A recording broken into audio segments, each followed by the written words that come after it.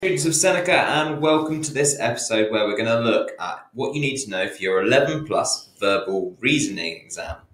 So we'll look at a few different topics that are included in verbal reasoning, but don't forget we do have other videos looking at your non-verbal reasoning, but also your English and your maths to help you with your preparation for your 11 plus exam. So go and check those out after you've watched this. You can also find all of our 11 plus courses covering all of those. So the verbal reasoning, the non-verbal reasoning, the English and the maths are all covered for free at senecalearning.com. So go and check that out and you can sign up completely for free and access it all to help you with your preparation. So let's start by looking at codes within verbal reasoning. So symbol and number codes is where we're going to start. So in these questions, you'll be given a word and provided with a code for that word. Okay, so for example, sweetness. We've got plus, star, the little sort of hat, exclamation mark, a rightward pointing arrow, and some pluses. So what you need to know is each of these symbols basically is the same as the letter that's above it. So the plus is the S, the star is the W, these hats are the E, which is why we've got a few of them. The S is a plus, that right pointing arrow is an N, and this exclamation mark is a T. So the question might say something like, what is the code for wet? So we use that information to make up a new code. So W is the star, E is the sort of pointy up arrow, and T is the exclamation mark. So the code for wet is star, pointy up arrow, exclamation mark.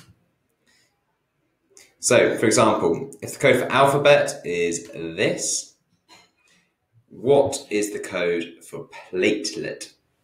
So we need to know that P is the third letter along, so it starts with a star, then it goes to a plus. So can we rule any out? No, but they all start with star plus. Then an L, which is the second letter, which is a question mark. So this last one is not correct, it's one of these three. So then so we've done P-A-L so far, then another A, which is a plus if you remember, so we're still not sure. Then a T, which is the last letter, which is sort of a leftward pointing arrow. So it's either number 1 or number 3. And then lastly is an E, which is the second to last letter, which is this at symbol. So the answer is this one. It's as simple as that. What you can do is quite helpful is if you write out the word and then underneath write the symbols, it makes it easier to see what the different symbols mean. So the code for absolutely is these numbers. Okay, so what's the code for bullets? So again, the second letter for B, for bullets, B is a 6. So it's going to start with a 6. Then a U, which is 1, 2, 3, 4, 5, 6. 1, 2, 3, 4, 5, 6 in, so that's a 4. Then 2 L's, so 1, 2, 3, 4, 5. 1, 2, 3, 4, 5. That's 2 9s. Then 3 from the end is a 2. Then T is 4 from the end, which is a 0. And then S is the third one, which is a 7. So that's how you code basically bullets using this rule. So moving on, let's have a look at some alphabet codes. So it's a slightly different way of looking at codes. So if you've got the alphabet here, and then it says something like DEF is to IKM as PQR is to what. So you need to work out what the shift is basically. So DEF is here, and IKM are these IKM. So there's two things going on. It's been sort of shifted how many to the right from D to get to I is 1, 2, 3, 4. So it's gone 5 to the right, but then we've also, so the D has gone 5 to the right, the E has gone 7 to the right, and the F has gone 9 to the right. So we do the same for this. So the P goes 5, 1, 2, 3, 4, 5. So it's U. The Q goes 7 to the right, which will give us W. And the R goes 9 to the right, which will give us Y. So again, another example, we've got GLF. So find those, G, and then 1, 2, 3, 4, 5, L, and then 1, 2, 3, 4, 5, 6 back. So we've gone 5 to the right to get to L and 6 back to get to F. And then MOS is 2 to the right, M, 2 to the right, and then 1, 2, 3, 4 to the right. Okay, so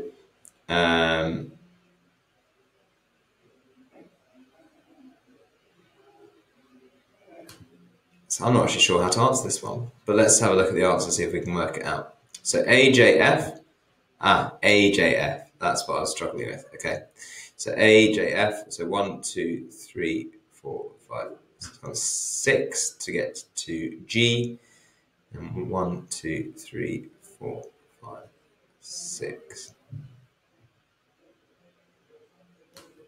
I'm actually really not sure on this one, guys. So I think there might be an error in the question which is making it a bit tricky, which isn't that helpful. But let's have a look at another one. So JIH, so JIH is just those 3 going backwards, and AJE. So if we've got YQY,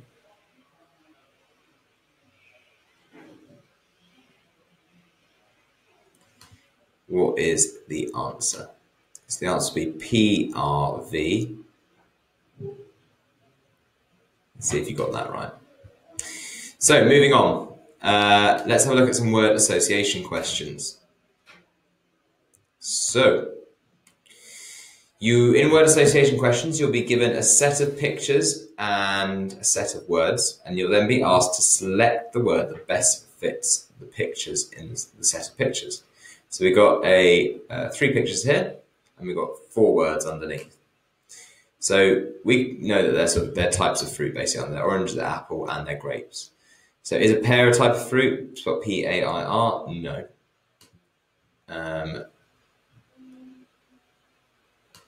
So it's not a type of fruit. And then is a fruit a type of fruit? No, it's not. Okay? So to fit the pattern, not even a fruit fits, because that fruit would be basically like summarizing the pictures rather than fitting a word that picks. Juice also is not a fruit, so that wouldn't work. But pear, spelled P-E-A-R, is a type of fruit, so that's your answer.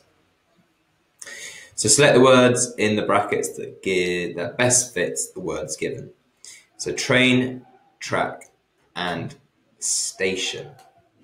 So they're all words to do with trains, so the answer would be carriage. Now, which word best fits the word violet, rose, and daisy? Well, they would be different types of flowers, I would have thought. So lilac would be a good one. So we've got another example here. So select the word that best fits, with the words elephant, tiger, and gazelle from dog, hamster, cat, and giraffe. So elephant, tigers, and gazelle are all wild animals. So dog is not a wild animal, neither is a hamster, neither is a cat, but a giraffe is a wild animal. So giraffe fits best for that. So they'll sometimes give you questions like this where it's not often immediately clear which one to choose, but try and think, okay, they're all animals, so all animals, but actually all the answers are animals. So I need to find another way to narrow it down to find out the answer. And that's how you can do that. So moving on to synonyms and antonyms. So synonyms are words that have a similar meaning. So for example, synonyms of ugly would be like grotesque, hideous, unattractive. And antonyms are words with the opposite, that are opposite in meaning. So antonyms of ugly are beautiful, gorgeous, and attractive. So which is an antonym of cheap? So we're looking at this, the opposite of cheap. So low cost is the same as cheap, inexpensive, the same as cheap. Costly is an antonym of cheap, because it's the opposite. So is expensive. And so is dear. Dear is another way of saying something is expensive. So which words are synonyms of hate? So you're looking for things that mean the same as hate. Well, despise is the same as hate. Love would be an antonym. Loathe would be is a synonym of hate. Indifference and adore, they're not synonyms. So which words are synonyms of empty from these four here? So vacuous, filled, vacant, and inhabited. Well, empty is the same as vacuous. And also you could choose to have vacant, like a vacant house. So those are the sort of questions you get for your synonyms and your antonyms. Moving swiftly on to completing many words. So you have other questions where you have to complete words that you have been given. So you may be given a list of words that are missing the same letter, and you need to decide which letter is missing. So for example, we've got blank OAT, blank ART, blank OLD, blank ALM. So you have to look for a single letter that fits with all of those to make an actual word. So if the answer isn't obvious straight away, what you can do is test each letter of the alphabet until you find the right letter. So for example, you start with A. So out is not a word, aat is not a word, aold is not a word, alm is not a word. So A isn't the missing letter. Boat is a word, Bart is not a word, bold is a word, and barn is a word, but that doesn't fit with this second one, Bart. So we need to move on. C. So we got coat, cart, cold, and calm. This sounds promising. So C must be the missing letter. So you write your answer, a final answer would just be the letter C. Let's have a look at another example. Which letter completes the four words? Blank OOR, blank AMP, blank ULL, blank ARN. So you could start by trying A, does that work? No, it doesn't. B, does that work? No, it doesn't. C, does that work? No, it doesn't. Although, hang on, camp, cull, calm, core. Don't think C would work.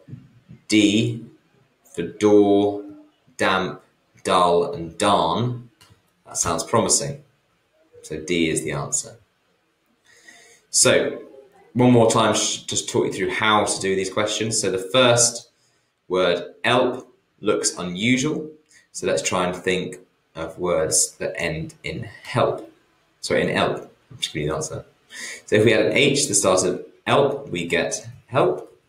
If you had a Y to the start of elp, we get yelp.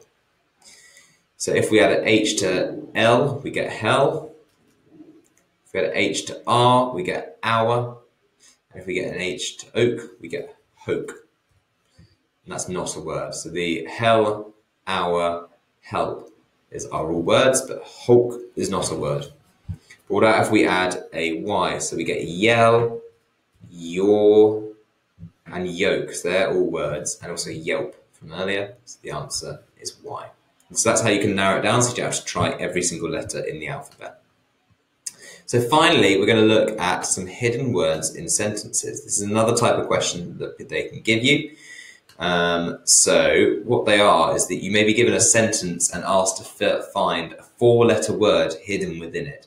The words can be made up basically by combining the letters at the end of one word with the letters at the beginning of another. So the rules are that you can't change the order of the words, of the letters, and you can ignore any punctuation used in the sentence. So for example, here's a sentence: my sister missed her train yesterday. We have to find the missing word that's 4 letters long. So we look at the first 4 letters. Micey is not a word, so we move on to the next 4. So wysis, not a word. Let's move on. If we keep going, we find term. That is a word, so that is one word that we could find. So the hidden 4-letter word is term, and it's as simple as that.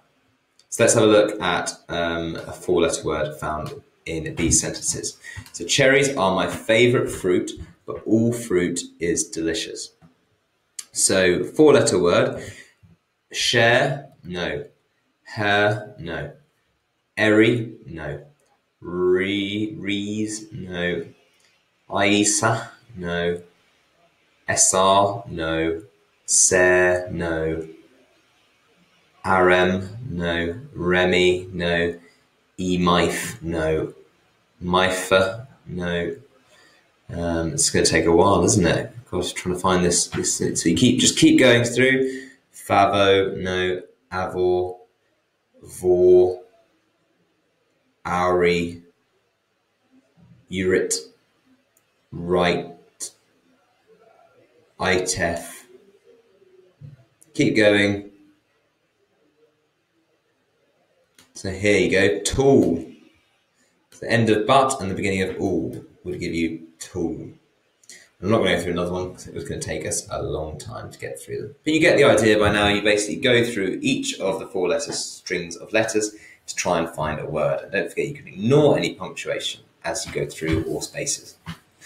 So that is all we're going to talk about for verbal reasoning in this episode.